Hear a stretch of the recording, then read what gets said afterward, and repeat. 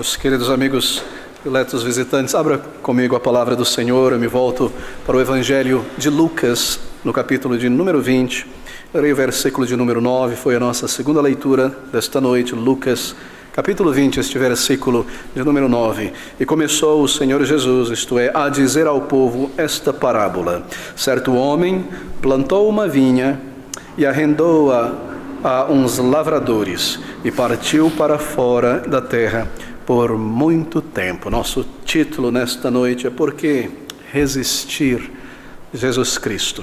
Por que resistir ao chamado do Senhor, à pessoa do Senhor, à vida eterna que Ele oferece? Bem, está tudo aqui nesta parábola ilustrada, uma parábola de advertência aos líderes judeus, e uma palavra deixada aqui pelo Espírito que nos ensina muitas coisas. Ela está registrada em 3 dos Evangelhos, está entre as mais longas das parábolas do Senhor Jesus Cristo, e como todas elas, muito instrutiva, fala sobre o caminho de salvação, é uma parábola salvífica. Primariamente, ela foi dirigida aos judeus, aos líderes judeus, aos fariseus, aos escribas, aos saduceus, aos sacerdotes, que rejeitaram a palavra, que receberam tantos benefícios da parte de Deus, mas não produziram o fruto, o verdadeiro fruto do arrependimento e da fé no Senhor Jesus Cristo. Mas ela é dirigida a cada um de nós, porque esta história retrata cada um de nós em um determinado momento de nossas vidas. Daí está aqui pelo Espírito para o nosso auxílio,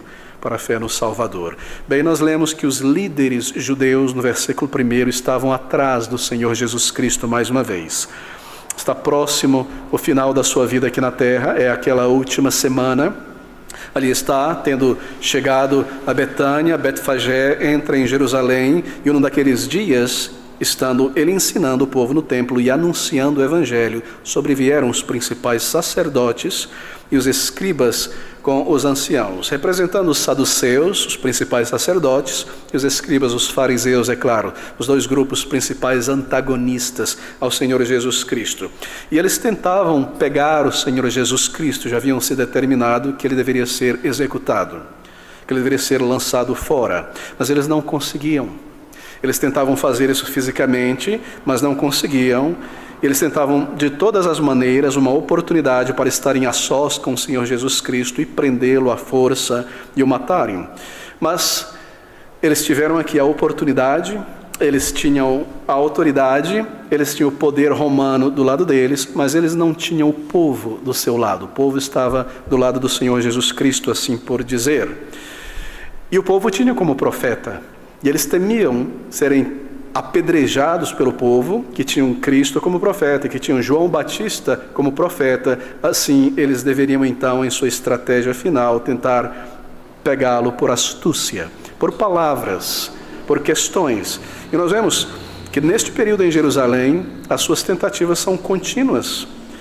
Primeiro os fariseus com suas tentativas, depois os saduceus, depois os herodianos, eles tentavam contradizer o Senhor com alguma pergunta, colocá-lo contra o povo, colocá-lo contra a lei, colocá-lo contra as sinagogas e o templo, de todas as maneiras possíveis, mas eles não conseguiam. E aquele povo, embora do lado do Senhor Jesus Cristo, bem, não era um povo que cria no Salvador como Messias sofredor, que Deus havia enviado para lidar com o pecado. Eles desejavam um Salvador, como nós temos considerado, político, alguém que os livrasse da penúria econômica, do jugo dos romanos e os elevasse novamente com uma maior sociedade em todo o mundo. E é nesse contexto de rejeição de Cristo pelos líderes, de desprezo, de tentativa de assassiná-lo, que o Senhor Jesus dá essa parábola, primariamente àqueles líderes.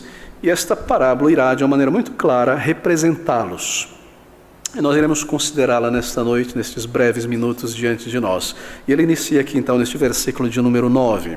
Ele diz que começou a dizer ao povo esta parábola. Certo homem plantou uma vinha e arrendou-a a uns lavradores e partiu para fora da terra por muito tempo. Algo muito comum em todas as épocas, que alguém que possui muita terra, não possuindo talvez a capacidade para cuidar desta terra, plantar e colher, arrendasse a terra a lavradores, que morariam ali, que plantariam ali, que teriam seu gado ali, e que por sua vez pagariam algo, uma porcentagem dos bens, dos ganhos, ao senhor da terra, ao senhor, o proprietário. desta plantação. Neste caso em particular é uma vinha, um lugar onde uvas são plantadas, algo que representa a riqueza deste homem. Poucos tinham vinhas, era necessário muitos trabalhadores mais especializados. Isto fala sobre Israel, isto fala sobre a lei, sobre os técnicos da lei, os rabinos, os escribas, que são esses lavradores colocados na obra do Senhor para produzirem um fruto no tempo devido. E o Senhor começa aqui, a representá-los. E na história do Senhor Jesus Cristo, o rei ou o senhor da vinha, tendo entregue esses lavradores, ele parte para uma terra distante para ficar por ali, talvez por muito tempo. E o que acontece é que aqueles lavradores começam a se sentir muito à vontade naquela terra e se comportar de uma maneira errada, equivocada, como se a terra pertencesse a eles. Se acostumaram a ver, a tratar, a andar por ali e sentiram-se livres para fazer o que quisessem, a agir como quisessem, como se o Senhor daquela terra lhes tivesse dado aquela terra e não estivesse contratado ou combinado com eles um fruto, uma porcentagem daquele lucro, como se fosse deles. Tomaram toda a liberdade e convenceram-se por sua imaginação que o proprietário não iria voltar. Você percebe como o Senhor está construindo a parábola? Há sempre um elemento de exagero, assim por dizer. Uma parábola, em alguns momentos, é como um cartoon, um desenho que representa uma pessoa. Normalmente um cartoon, ele exagera certas características, não é? Isso é feito de propósito, nós vemos isso na maioria das parábolas. E aqui o Senhor está mostrando a atitude desses lavradores. Eles começam a se comportar como se o proprietário, este rei, este senhor, nunca fosse voltar. Que ingenuidade terrível, não é? Talvez eles quisessem herdar a terra, tomar a terra por uso capião, ou por algum tipo de atitude ilegal, assim por dizer, embora o capião não seja legal. Bem, mas ele se comporta, este é o ponto do Senhor Jesus Cristo, como donos daquela terra. Eu seguirei rapidamente agora pelos pontos da narrativa, e nós iremos considerar então cada um deles. Bem, e no tempo propício, no tempo próprio, mandou um servo aos lavradores. No tempo próprio, nós não sabemos qual, provavelmente o tempo das uvas, da colheita. Ele envia servos, representantes, para buscarem a sua porcentagem, a sua parte daquela plantação. Frutos, para que dessem frutos. Mas nós lemos a triste situação que, chegando eles ali, os lavradores, espancando-o, mandaram-no vazio. E nós observamos que a mesma coisa acontece nos próximos versículos. E tornou ainda a mandar outro servo, mas eles, espancando também a este e afrontando, mandaram no vazio. No versículo 12, tornou ainda a mandar um terceiro, mas eles, ferindo também a este, o expulsaram. E se você observar no Evangelho de Marcos e João, se não me engano agora também, o Senhor diz que depois deste terceiro servo, vários outros ainda foram enviados. E o Senhor Jesus Cristo naturalmente está descrevendo os seus servos, os profetas enviados a Jerusalém, aos sacerdotes, aos líderes, aos reis, como eles foram rejeitados, desprezados. Você se recorda como Jeremias foi tratado, como Isaías foi tratado, todos os demais profetas lançados fora, martirizados muitas vezes, e assim o Senhor está dizendo para aquele grupo de líderes que o Senhor está cobrando deles, no tempo devido, o fruto que eles deveriam apresentar ao seu Senhor. E ele segue dizendo, e disse o Senhor, no versículo 13, o Senhor da vinha, que farei? Mandarei o meu filho amado, talvez vendo seja respeitado. Bem, que palavras tão gráficas, não é? Este Senhor se determina a enviar seu próprio filho, dono, o herdeiro daquela terra. E você percebe a grande condescendência deste Senhor na parábola do Senhor Jesus Cristo, porque ele poderia ter enviado os seus soldados, suas centenas de soldados, sua cavalaria, para tomar aqueles homens dali e cuidar deles, não é? Mas não. Na parábola, ele envia o seu próprio filho para dentro de um perigo como este, de uma maneira muito honesta, muito sincera, honrosa, entendendo que aqueles homens haveriam de respeitar o filho do proprietário e agir como deveriam agir dentro da lei. E assim, ele envia o seu próprio filho. E no versículo 14, mas vendo os lavradores viram o filho, arrazoaram entre si, dizendo, este é o herdeiro, vinde, matemo-lo para que a herança seja nossa. Bem, você observa a maneira como eles razoavam, a tolice do raciocínio deles. Eles pensavam muito inadequadamente a respeito deste Senhor. Que eles poderiam simplesmente matar o filho e de repente tudo aquilo pertenceria a eles. E tudo estaria bem, e o dono se esqueceria de tudo e dizeria assim: poxa, eu não consegui nem com meu filho, deixa eu tocar a vida para frente e deixa eles herdarem, tomarem conta, se apossarem da minha terra e da minha vinha. Que raciocínio ridículo, não é? Mas o Senhor está mostrando quão ridículo é o raciocínio daqueles líderes judeus, que se apropriaram do ministério, do sacerdócio, que deveriam estar conduzindo o povo pela palavra, e que começaram a espancar as ovelhas, a se apropriar do templo, a vender seus animais, a transformar aquele templo em um comércio, a torcer a lei, fazer tudo o que quisessem, imaginando que o mesmo Senhor que deu a lei, o templo, não retornaria, não lhes pediriam conta. O Senhor está descrevendo a tolice, a estultice destes líderes judeus aqui. Ele estava longe, eles diziam a si mesmo. Ele está longe, então nós podemos fazer o que nós queremos. E se nós matarmos o filho, veja o raciocínio, então é nosso, nós matemos o herdeiro, então a terra agora pertence a nós, não há ninguém para reivindicar a terra, o herdeiro foi morto. E eles jogaram o chamado jogo de azar, eles apostaram na presunção de que nada aconteceria, de que o rei, o Senhor, simplesmente seria passivo e seguiria a sua vida e não se importaria e eles dominariam aquela vinha. Bem, é claro, o Senhor se refere aos líderes judeus.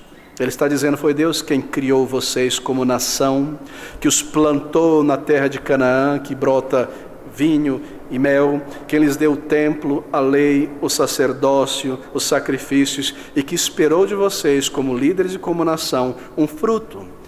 O Senhor sempre se refere a Israel como uma árvore frutífera. Na maioria das vezes, há uma vinha. E ele diz: vocês devem depender de mim, confiar em mim, eu serei o seu rei, o seu senhor. Mas eles diziam: não, nós queremos um rei humano. E o Senhor os chamava de vinha. Vocês não são como o cedro do Líbano. Vocês não estão aí por grandeza humana, bélica, em poder. O que eu espero de vocês é louvor, é um fruto agradável. E vocês dependerão de mim, e eu guardarei vocês, mas este fruto nunca chegou. E assim ele envia os seus servos, profetas, em diferentes períodos da história daquele povo para advertir, para reivindicar arrependimento, retorno à religião santa, aos princípios da sua palavra, a justiça, a fé, a equidade. E eles desprezaram a todos, mataram vários deles, humilharam todos eles. E então, por fim, Deus envia o seu próprio Filho amado do céu, que toma um corpo e uma natureza humana para vir a este mundo. E ele fala então, Deus, de uma maneira direta, em primeira mão, àqueles homens. Como nos diz Hebreus, nos tempos passados, Deus falou àquele povo pelos profetas, mas nestes últimos dias enviou o seu Filho. E assim, no versículo de número 16, o Senhor os adverte e diz que o resultado será este: que acontecerá com aqueles homens? Que lhes fará, pois, o Senhor da vinha? Irá e destruirá estes lavradores e dará a outros a vinha. E nós sabemos que o Senhor está predizendo, esta é uma parábola profética, a destruição do templo e a destruição da cidade de Jerusalém. E esta nação, ou outros, é o povo escolhido, é a nação santa, é o sacerdócio real, composto de pessoas não de um país, língua ou cultura, mas de um povo espiritual, de pessoas de todas as culturas, salvos o verdadeiro Israel de Deus. E ao ouvirem isto, eles entenderam perfeitamente. Marcos e João nos dá detalhes ainda mais avançados aqui, mas eles entenderam. E no versículo 16 a resposta deles é muito interessante. Ouvindo eles isto, disseram: não seja assim. Em outras palavras, Deus não permita, cruz credo, que isso não aconteça de jeito nenhum, bate na madeira. Foi mais ou menos essa maneira deles responder, uma maneira um tanto cômica. Eles ouviram tudo isso aí, empinaram na areia, mas de jeito nenhum isso vai acontecer. E isso mostra que eles estavam atentos e eles entendiam que o Senhor estava falando claramente sobre eles em sua parábola. Eles entenderam que se referia a eles e responderam: não será assim, não seja assim. Bem, esta é a parábola. Esta é a profecia sobre o que acontecerá com a cidade e os líderes. Se aplica a eles primariamente, mas lembre-se, se aplica também a cada um de nós, quando nós olhamos a nossa vida diante de Deus. Porque veja, cada um de nós aqui nesta noite tem recebido de Deus muitas coisas que vêm diretamente da mão do Senhor.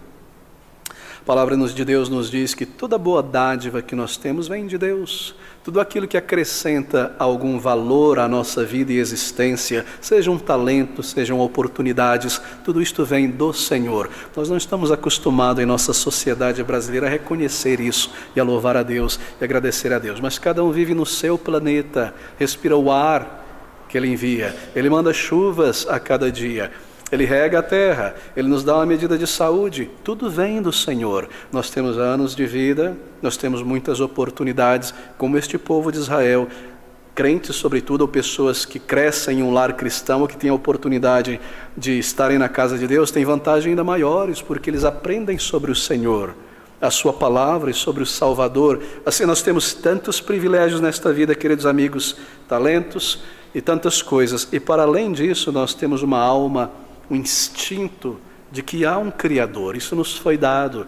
Toda pessoa possui este instinto de que Deus existe, de que há um Criador. Mesmo os piores dos ateus, em seu momento sozinho, não podem negar isso. Ou no momento de perigo irão clamar por socorro divino, como nós já vimos acontecer tantas vezes, ou já lemos a respeito. Todos nós temos um instinto de que há um Deus.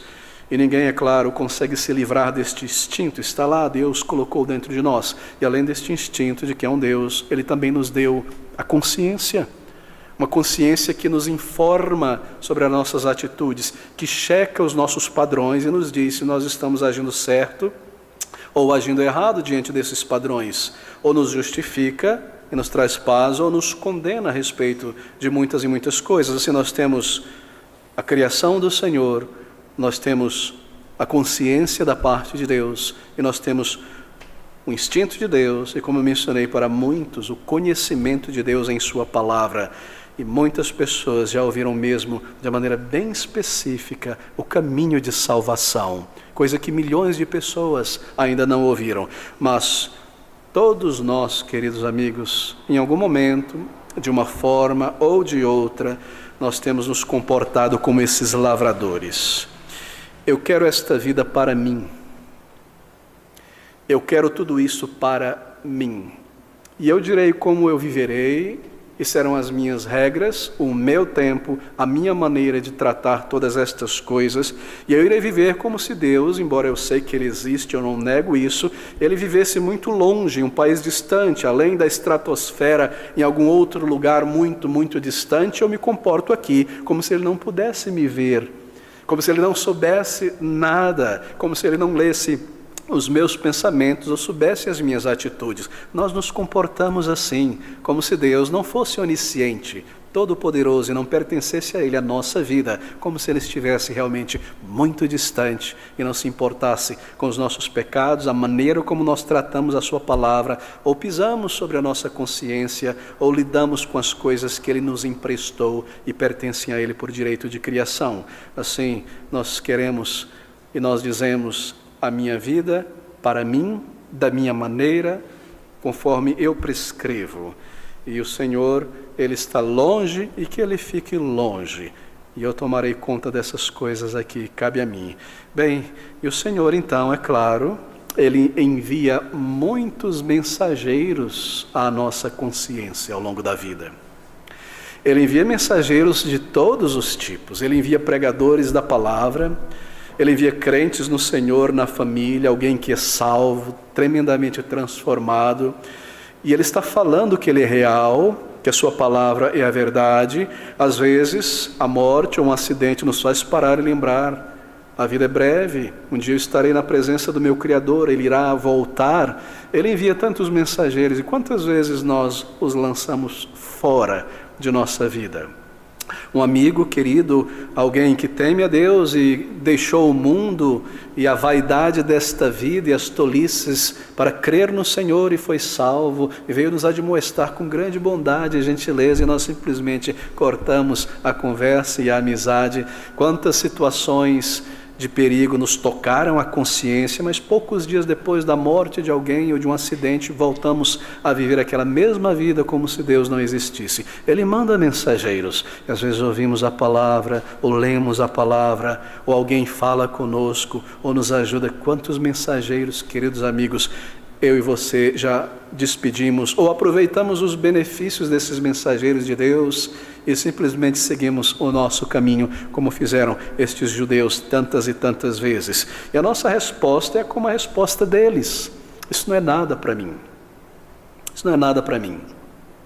Por fim, Deus envia o seu próprio Filho, registra a sua obra em sua palavra, e ela nos é comunicada de uma maneira tão clara, tão direto, tão diferente do Antigo Testamento, que eram sombras e recursos visuais. Nós ouvimos de uma maneira clara e direta a explicação do Evangelho em nossos dias, em nossa língua, em nossa cidade, tantas vezes. E nós dizemos: não é nada para mim isto. Que Deus tenha enviado o seu próprio Filho, que a sua palavra seja clara a respeito destas coisas e tão consistente. Eu quero esta vida para mim.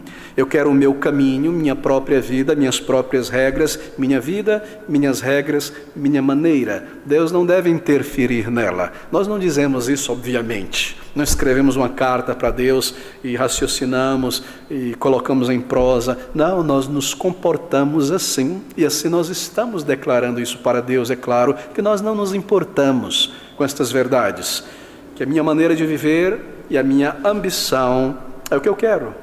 E nós nos tornamos então, infelizmente, tristemente, como estes lavradores, pelo exercício de recusar a palavra do Senhor, insensíveis, mais e mais insensíveis, ao ponto de assassinarem o próprio Filho. Bem, eu não tocarei neste ponto, o significado disso, mas deixe-me dizer que é isso que nós fazemos no final das contas. Nós o rejeitamos, nós o lançamos fora de nossa vida, e nós dizemos, como aqueles judeus: ele não reinará sobre nós. Para fora com a vida deste homem. É o que nós dizemos por fim. Quando por fim nós rejeitamos a palavra do Senhor Jesus, seja de uma maneira ativa ou simplesmente desprezando, não dando atenção, não respondendo ao seu Evangelho. Mas esta mensagem, queridos amigos, é uma mensagem de misericórdia. E eu leio este versículo de número 14. Mas vendo os lavradores, arrazoaram entre si, dizendo: este é o herdeiro, vinde, matemo-lo, para que a herança seja nossa. Você percebeu algo aqui? Eles se reúnem, é algo premeditado. Houve uma intenção, uma discussão ali, um debate, um acordo. Eles planejaram, foi planejada esta morte. Eles planejaram rejeitar por fim a Deus, rejeitando o seu Filho. Entenda que não crer em Deus ou rejeitar a Deus nunca é um acidente, segundo a palavra de Deus. Nunca é algo por acaso. Oh, eu não soube, oh, isso e aquilo aconteceu. É sempre algo planejado, é sempre algo pensado, é algo determinado. Nós usamos de muitas estratégias para fazer isso, simplesmente às vezes protelando, simplesmente colocando para trás e não pensando a respeito. Essa é uma atitude, essa é uma estratégia. E assim eles planejaram rejeitar o Senhor. Rejeitar a palavra de Deus é algo proposital? É claro que é. Porque veja, se não fosse, todas as pessoas viriam à igreja ouvir a palavra do Senhor, que é a verdade, e que é uma mensagem gloriosa, de graça, de misericórdia, superior a qualquer ensino humano. Porque as pessoas não estão fluindo e enchendo este lugar, igrejas bíblicas, porque elas se determinaram a não fazer isso. Elas escolheram não fazer isso, ou se manterem afastados disso. Rejeitar a palavra, rejeitar o Evangelho, não é a simplicidade, a ignorância do ser humano, é algo determinado, não importa a classe social, a capacidade intelectual de alguém. É uma escolha pensada e planejada, e assim nós agimos e nos mantemos distante da palavra do Senhor para não ouvir o seu chamado à fé e ao arrependimento. Bem, a linguagem do versículo de número 14 mostra isso, uma determinação. Você percebeu como a sociedade em geral faz isso também? A sociedade se determina a se afastar de Deus e a rejeitá-lo. E muitas pessoas auto-endurecidas também fazem a mesma coisa. Quantas pessoas nós encontramos nas portas do metrô e pontos de ônibus, ou com quem você conversa às vezes sobre Deus, sobre a palavra do Senhor, e quando este assunto começa a entrar em mais detalhes, você percebe logo a fisionomia mudar, a educação evapora, há uma aspereza ali, muito simplesmente, eu não quero ouvir isso, eu não quero saber disso, não me interessam essas coisas. Nós rejeitamos, nós lançamos fora. Não me interessa Jesus, eu sou contra Ele, não estou interessado, isso não adiciona nada à minha vida. Eu lanço fora da moldura da minha existência, eu mato, eu crucifico, Ele não existe, eu assassino, eu não quero ouvir a sua voz, eu não quero tê-lo, não quero ser guiado por Ele. E eu tomo conta destas coisas na minha tolice, imaginando que fazendo isso, Deus deixa de existir. Ele não irá me julgar e o Senhor não irá voltar. E o Senhor está mostrando a loucura do nosso próprio raciocínio. Bem, a linguagem mostra essa determinação. E você percebe algo mais na resistência desses líderes no versículo 16. Ele diz: irá e destruirá estes lavradores e dará a outros a vinha. E ouvindo eles isto, disseram: não seja assim, de maneira alguma. Como pode gente bacana como nós, gente razoável como nós, que segue as prescrições da religião, sermos lançada fora de Deus, da presença de Deus, do seu reino? Isso é autojustiça. Autojustiça é uma característica do orgulho. Veja, isso cega. Aqui estão estes homens, observe vocês, planejando matar, executar uma outra pessoa contra a sua própria lei.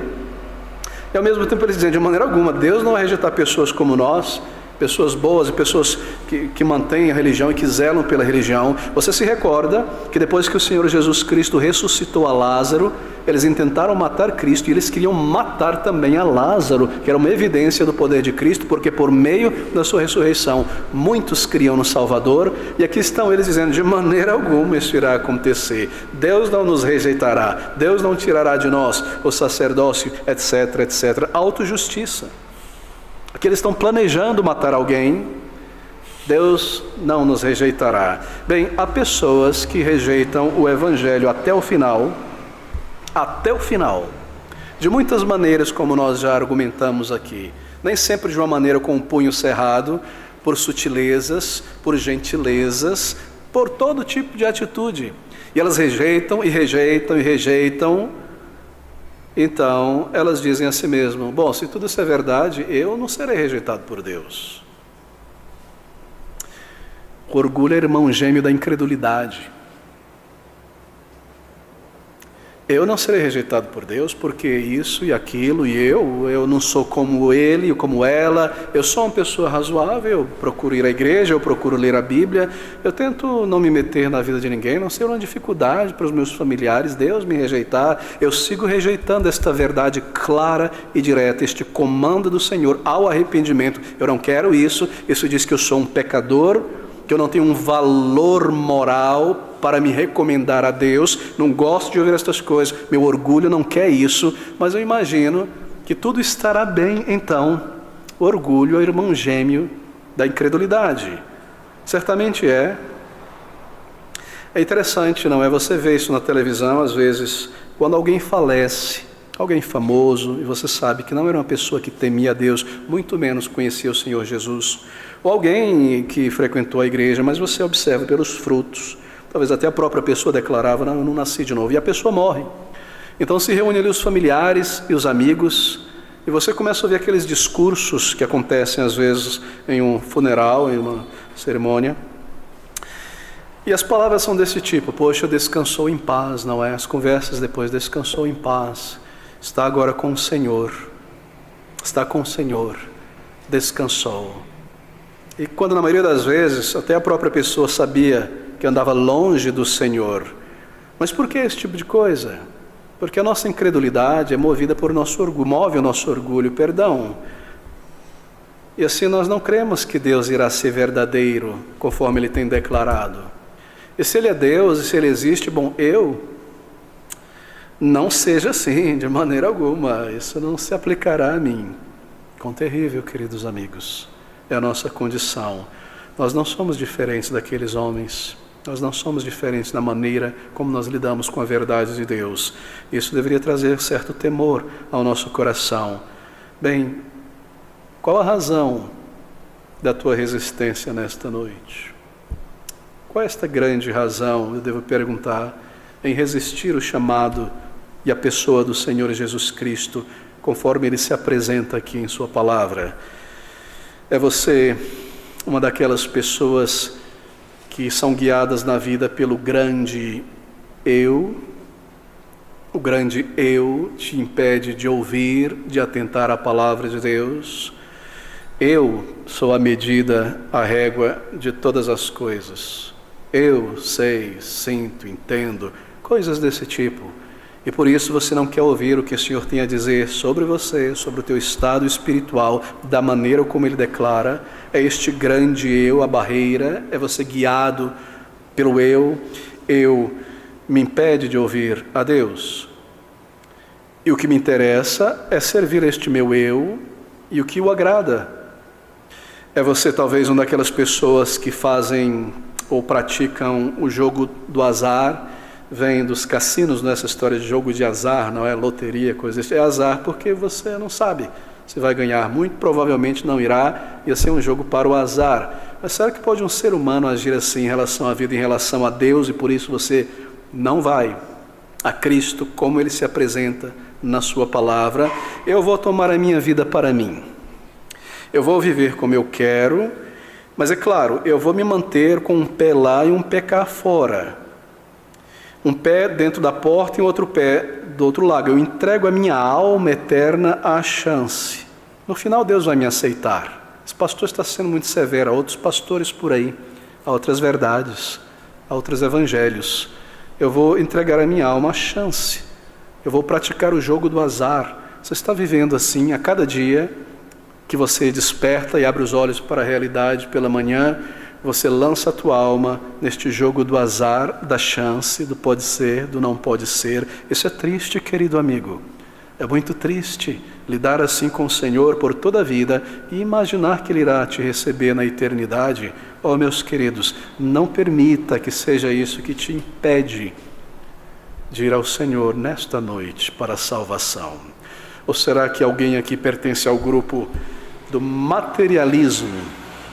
E tudo que vem em primeiro lugar são coisas materiais, o conforto desta vida, uma carreira, algo bom, realmente legítimo, família, muito bom, mas isso é tão grande e toma todo o espaço da minha mente, pensamento e das minhas emoções, que as coisas de Deus, embora eu as considere importantes, elas não têm uma força de apelo, elas não clamam com urgência dentro de mim, como devem clamar. Eu não ouço a palavra do Senhor e não sinto a urgência destas coisas, a gravidade destas coisas, porque a minha mente está em coisas materiais. E veja, às vezes nós somos, essa é a natureza humana, estas coisas materiais não precisam necessariamente para nós serem coisas de grande, imenso valor material. Pode ser uma panela velha quebrada, pode ser uma roda de um carro. Eu estou falando por coisas e experiências que eu tenho observado. Pode ser uma pequena decepção com uma pessoa. Pode ser um calçado, muitas vezes. Ou pode ser uma casa, um empréstimo, uma viagem, um curso, uma posição social. O que é isto? Em que grupo você se permite permanecer, querido amigo? Eu estou arrazoando, não estou querendo te ofender, não quero ofender absolutamente ninguém, não desejo isso. Mas perceba como o Senhor arrazoa com a nossa alma. Há alguém aqui que estaria no grupo do pecado, e há um ou dois pecados que te prendem e você está muito, muito preso, que o desejo, a atração por este pecado te faz tremer e arrepiar, e você quer pôr as mãos neste objeto, ou o que quer que seja, neste sonho, neste ídolo, que te traz tanto prazer, trocar a eternidade e as coisas do Senhor por pecados e amá-los mais do que a Cristo e a verdade e a vida eterna. Oh, meus queridos, é como um viciado em crack, uma dessas drogas recentes aí.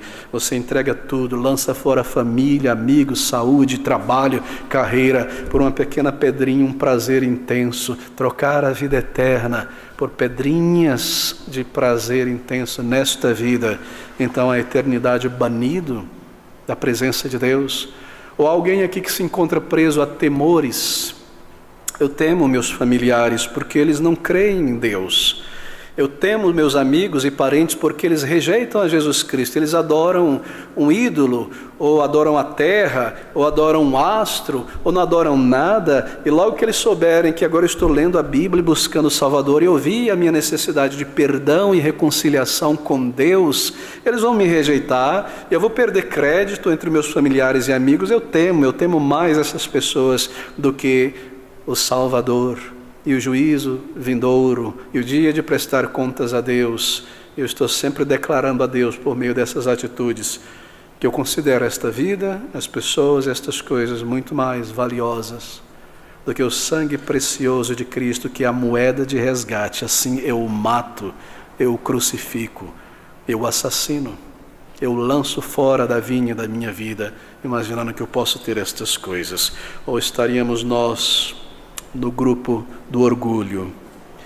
Eu dizia que eu não creio em Deus, nunca vou ser um crente, não estou interessado, creio em Deus, mas não creio no Evangelho. E agora eu vejo que é a verdade, e eu vejo que eu sou o errado nisso aqui, e que eu estava errado, mas eu não vou voltar atrás, porque toda esta minha grande fachada de grande pessoa irá desmoronar. Eu vou ter que mostrar que eu estava errado, dizer que eu estava errado, e pedir perdão a Deus, e remendar meus erros e falhas. Eu estou preso a este temor, eu estou preso a isto. Oh, queridos amigos, você pode simplesmente lançar fora isso neste momento. É um ato de fé. O ato de fé é este que vê com clareza a verdade da palavra de Deus, compreende, percebe a tua necessidade e simplesmente vai ao Senhor, clama de todo o coração por misericórdia, por salvação, independente qual seja este bloqueio mental, esta reserva pessoal, este pecado ou o que quer que seja. Ele é poderoso para salvar. A promessa de Cristo é acompanhada de grande poder. Eu vou a Ele e Ele não somente me perdoa meus pecados, minhas tolices, todo o mal. Mesmo o fato de eu ter rejeitado o seu filho por tantos anos, é maravilhoso o amor do Pai. E me salva, me perdoa e me faz um filho de Deus, uma filha de Deus. Que amor tão grande do Senhor retratado nesta parábola. Deixa-me lhe dizer isso por fim. Parece algo grande, uma caminhada muito longa a ser percorrida, e a chegar a isso não é, querido. Ser salvo é muito rápido, é muito fácil, porque é o poder de Deus que opera e não o meu. Claro, pode levar algumas semanas para o orgulho ser quebrado por inteiro,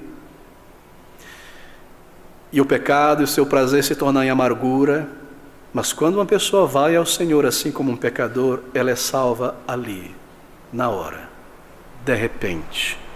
É chamada de uma experiência, tem sido chamada de uma experiência crítica, porque é algo rápido, é algo que acontece no céu, justificação e dentro de mim.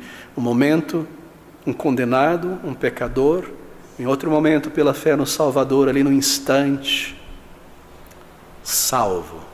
Ele aceita o meu arrependimento, ele que sonda o coração, ouve o clamor sincero do pecador, e naquele momento ele justifica o pecador, e você é salvo, e você sabe que ele te salvou. Ele te muda por dentro, ele tira o peso da culpa de todos aqueles pecados, ele te dá uma alegria verdadeira, ele de fato entra na tua vida, e você anda com o Senhor, ele ouve a tua oração, ele te torna um filho de Deus. É tão maravilhosa a mensagem do Evangelho.